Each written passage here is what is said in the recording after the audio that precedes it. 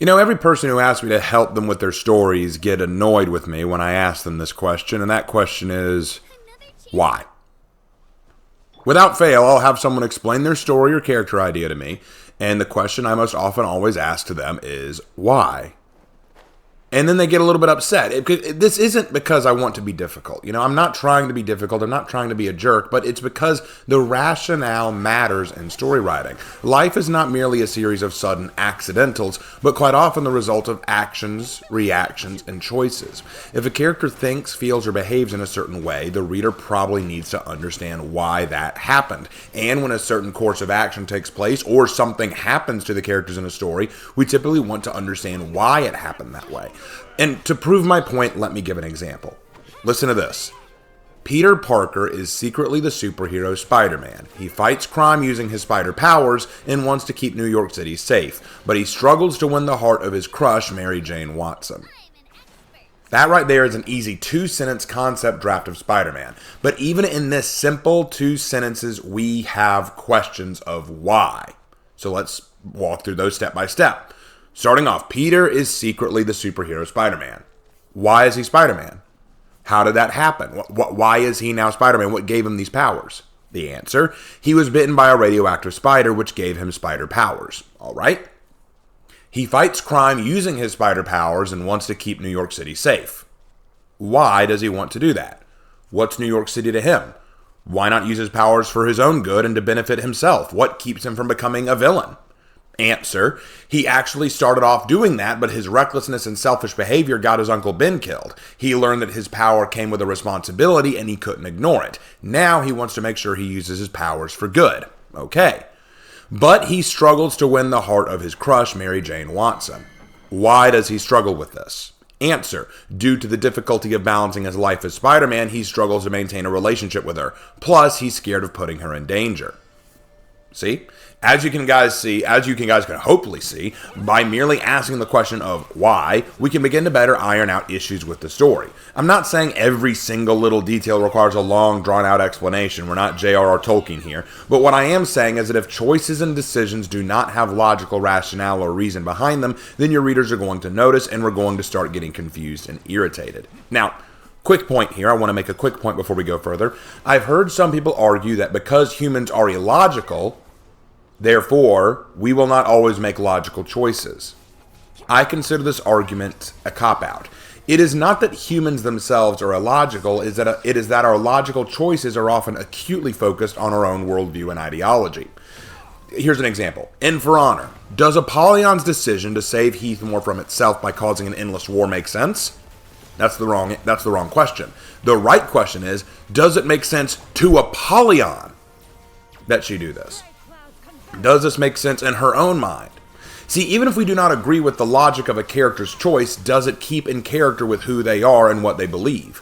Just because a character is insane does not mean their behavior is insane to them. To the irrational, their actions are rational in their own mind. But the key there is to clarify that the character is, in fact, irrational by nature or nurture. Take Batman, for example. There's this huge argument about whether Batman should or should not kill. Now, Batman, as we know, does not kill. Right? Now, you can argue all day about the stupidity or brilliance of that decision. We can discuss that ideology. But let me ask you a question. If in a brand new Batman comic, suddenly Batman starts whipping out guns and shooting people, would that not be shocking to everyone, even the haters of this ideology? That's because we know who Batman is. We know his ideology. Even if you think it's logical for Batman to kill the bad guys, even if you think that's the logical decision to do to finally X the Joker off, it still goes in contrast to what we know about Batman. It still stands against everything we know he believes. So if he's suddenly going to break that oath, if he's suddenly going to change, it better make logical sense. We need to ask the question, why? See how it all comes back to that question? Now, here's another good example we can try. I call this the substitution example. So I'm going to give you a scenario. While in the woods, a ninja suddenly appears and tries to stab you. There's your scenario. While in the woods, a ninja suddenly jumps out and tries to stab you. Okay. Now, you would probably have a response to that on what you would do.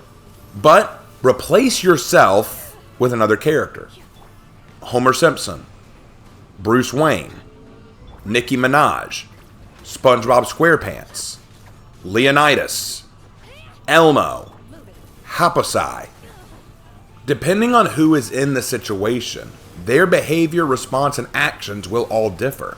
Some will fight back and win. Some will fight back and lose. Some will obviously die. Some will run away. Some won't even know what's going on. Note who every character will have a different response. Every character may respond differently. Even characters who would fight back, like Leonidas and Bruce Wayne, might fight differently with different tools and abilities in their arsenal. Others who would not be able to fight back, like say Elmo or Nicki Minaj, might respond differently based on who they are and what they are capable of. And you can play this game with various scenarios, with various different characters, but don't just use existing characters and celebrities like I did. Use your own. Compare and contrast how your characters react to a similar circumstance. And if all your characters seem to react in a similar manner, you might need to do some work to differentiate them. You might have gotten lost in a niche sense of logical behavior for that character. Now, I'll do a whole other video on the problems of self-insertion and story writing, but what I will say is that quite often self-insertion leads to the above problem. When you base all your characters on yourself or your ideal version of yourself, you end up creating something boring and simply unrelatable. But again, you're probably wondering, what does this have to do with the question of why? If you talk about your characters and understand how they would react differently in different scenarios, then you have a better understanding of how your characters think. Therefore, when you put them in a difficult scenario and you know what questions they will answer and how they'll answer those questions, then you understand the why of all their behavioral choices. That's why I bring up that little exercise. Now, with all that said, I say all that, but I will add a caveat.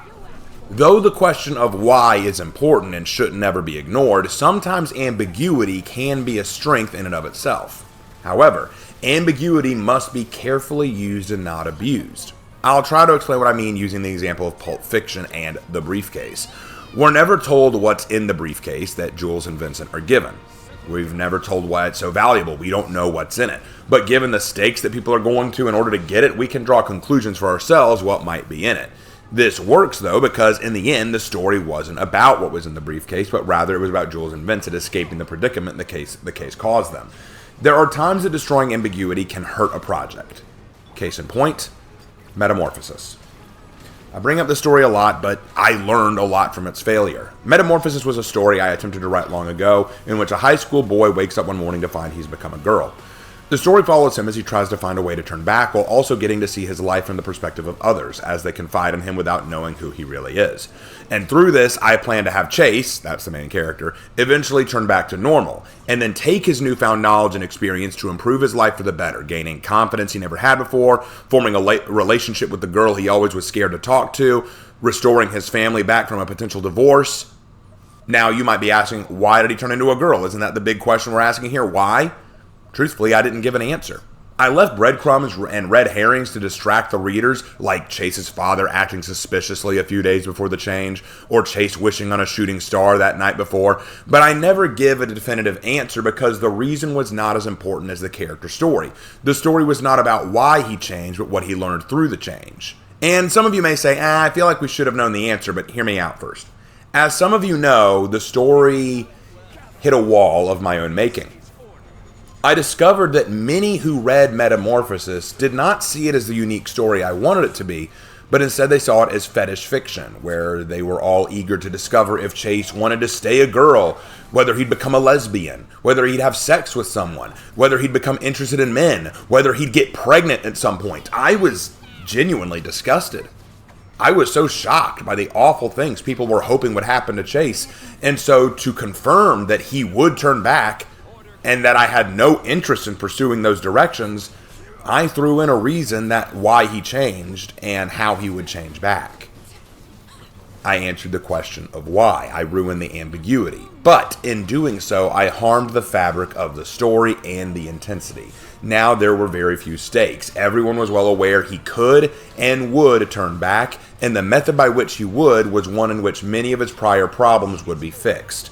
The story was irreparably damaged and thus ruined, and I haven't gone back to it since.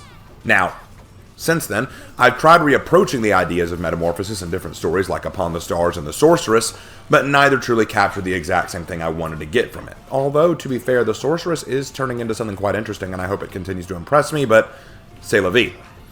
I suppose what I really want to get through to you with this video is the importance of understanding why you do what you do. Why things happen the way they do in your story. Why certain things lead to results. Stories are cause and effect because that's what life is. Everything is cause and effect. Every decision you make comes from who you are, your beliefs, your ideologies, your experiences, what you want out of life. So whenever something happens in a story, if you just say, oh, he wants to stop the bad guy and save the world. Why does he want to stop the bad guy and save the world? What's the motivation? Why does he want to do it? What's the goal? What does he want? What does he believe?